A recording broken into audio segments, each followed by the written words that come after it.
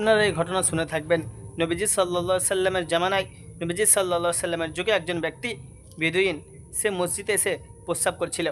সাহাবায়ে কেরামেরা রাগান্বিত হলেন। সাহাবায়ে কেরামেরা চিন্তা করলেন যে ওই ব্যক্তিকে মেরে মসজিদ থেকে বার করে দেব।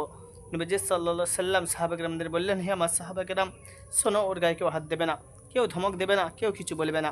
ওই ব্যক্তি যখন কাজ সারলেন, কাজ সারার পর নবীজি সাল্লাল্লাহু আলাইহি সাল্লাম তাকে নরম ভাষায় কাছে রেখে বললেন, দেখো, এটা আমাদের মসজিদ, এটা আল্লাহ তাআলা ইবাদত বন্দেগী করার জন্য বানানো হয়েছে, এখানে শুধু আল্লাহ তাআলা ইবাদত বন্দেগী হয়।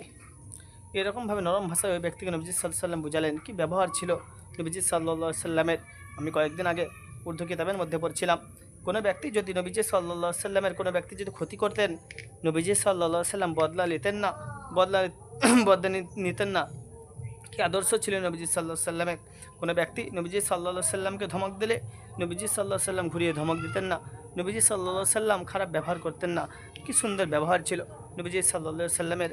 আল্লাহ রাব্বুল আলামিন আমাদের সকল মুসলমান ভাইদেরকে নবীজি সাল্লাল্লাহু আলাইহি সাল্লামের ব্যবহার আমাদের মধ্যে আনার তৌফিক দান করুন। সকলে বলে আল্লাহুম্মা আমিন।